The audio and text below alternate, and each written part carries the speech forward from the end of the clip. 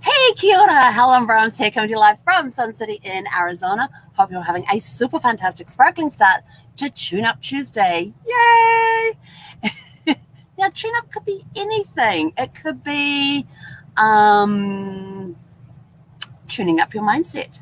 Maybe there's little tweaks and changes that you need to make to help you to go out and thrive and keep moving forward. It could be making a tweak or a change to a process that you have just to make it run a little smoother and have less issues. It could be, in this case for today, all about the music. And that's what we want to ask today. Our question for you for Tune Up Tuesday is, what are your favorite tunes to listen to when you need to focus? Now, fortunately, now I have the computer I work on. I got my laptop right here. My laptop, throughout the day is playing tunes, and I have it switched to 80s tunes, but it's not really 80s. There's some 70s and some 90s in there, but it's mainly 80s. And I like just to have that going on in the background, and I'll be singing along, and when I'm on the help chat, I'm just like doing a little boogie, and then you get those strange questions, or those ones that, what are people thinking?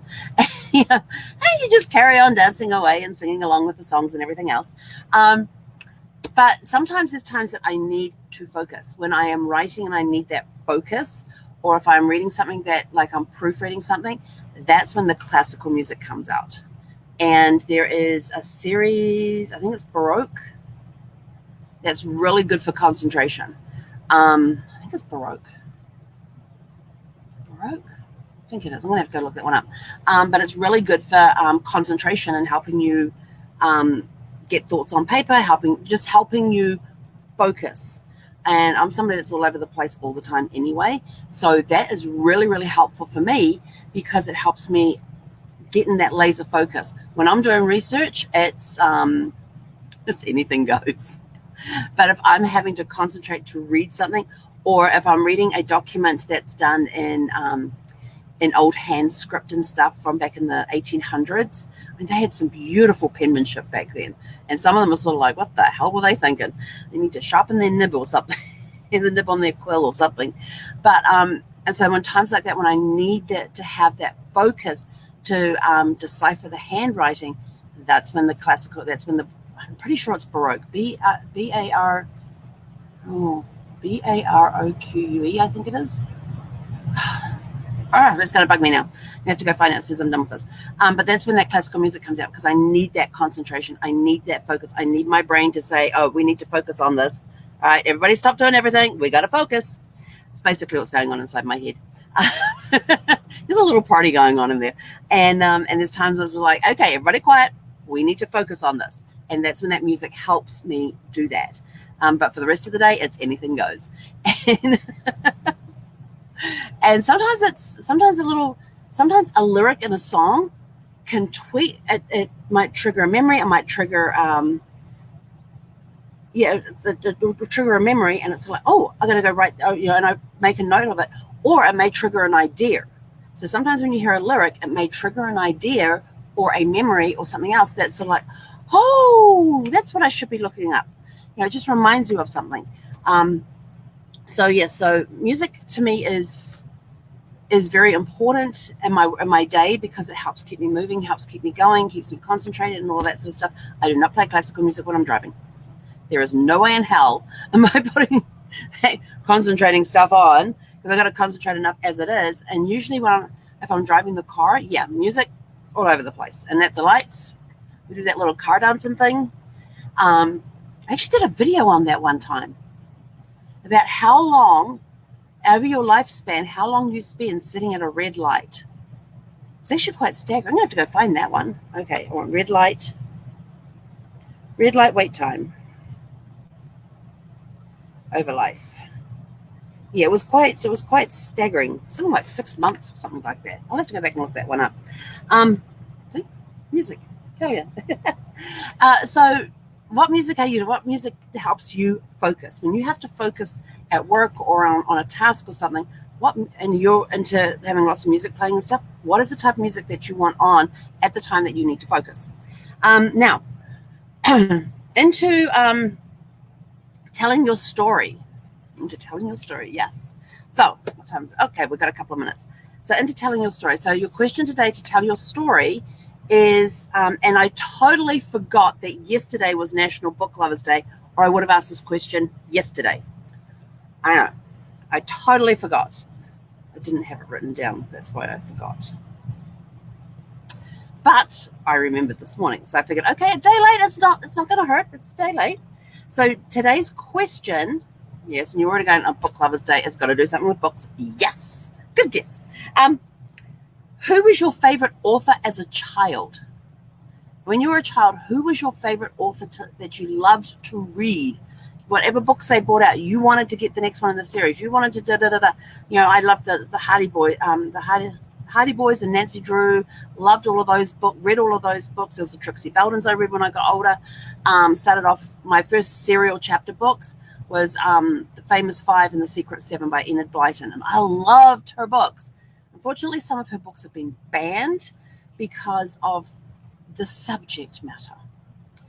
Let's just say they were really, really good books when I was a kid, and I had my favorites then, and we'll just leave it at that. I'm very upset that they took those books out because they were really cute books, and you learned and you learned a lot. It was a really good storyline. But anyway, I loved her Famous Five and Secret Seven, and the Famous Five were was one girl, Georgina, who went by George, and her three cousins would come and stay with her, so there'd be the four of them and the dog. You couldn't leave out the dog, and that was the five. And they would go off and they would solve these different mysteries and get themselves into trouble, solve mysteries. And then the Secret Seven was a group of friends. There were seven of them, of course, and they would go off and get themselves into all sorts of shenanigans with mysteries and all that sort of stuff. Mysteries coming in very early, getting this theme running through my life.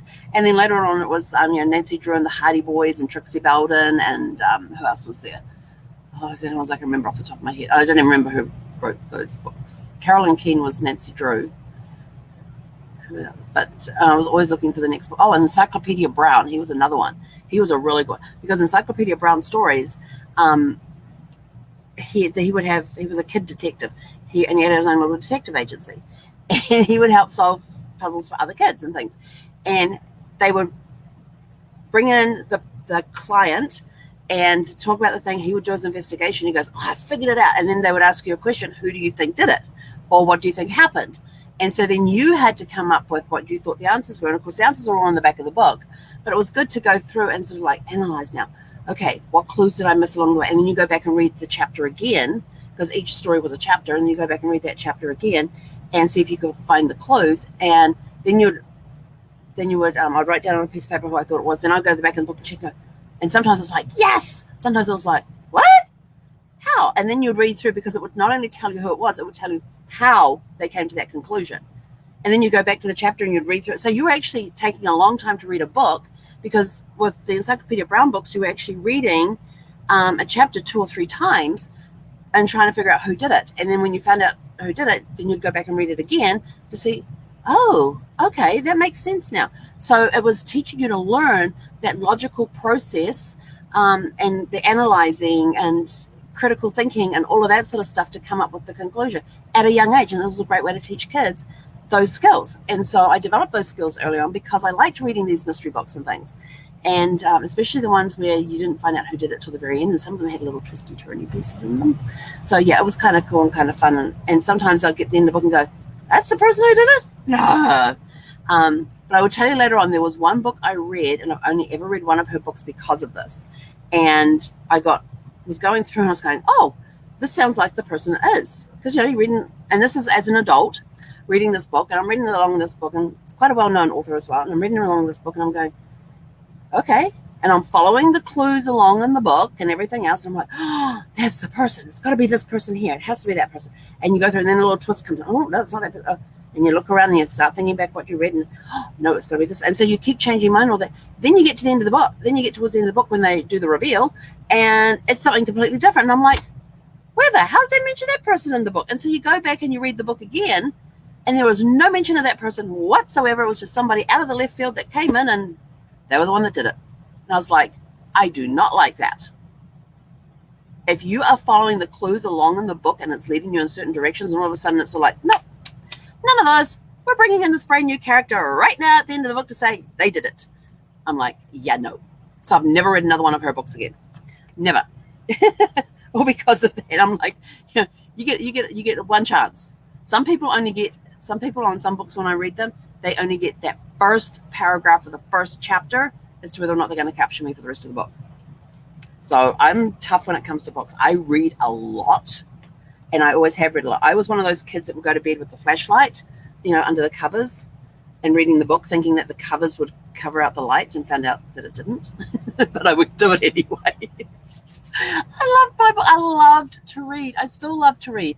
I have 5 to 6 books on the go at any one time. People go, "How do you do that?" And I'm sort of like, I just do.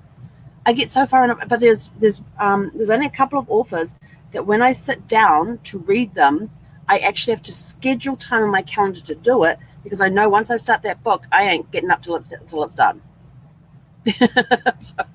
But there are some authors that I can follow along in the storyline and go, okay.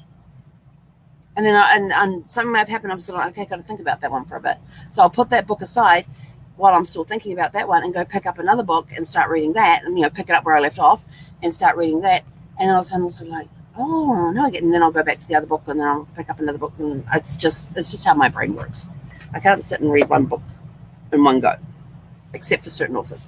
But anyway, and then tonight, so that's it for today, for this morning. Anyway, but before you go, we have a very special guest coming on tonight, and I am super excited. So I have my friend Shantha Mani is coming on this evening. She is the CEO of Luxury Destination Concierge. It is a travel, she's a travel professional, and she is phenomenal. She's an incredible businesswoman. She is just amazing, and I can't wait for you guys to meet her this evening. So at 6 p.m. Pacific time, we are going to be on with Shantha, and we're going to have a blast. We are going to have a blast.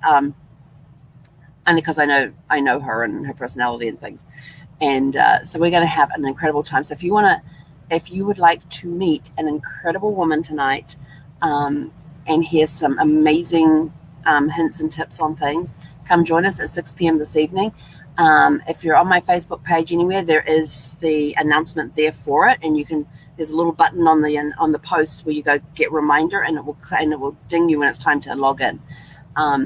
So we will be using StreamYard like I am now, so you've got to give StreamYard permission for us to be able to see your comments and things.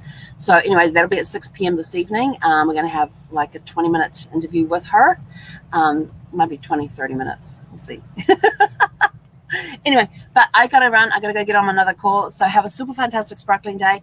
And remember, no matter what happens, today is always super fantastic and sparkling. See you at 6 p.m. this evening. Hey, Conera.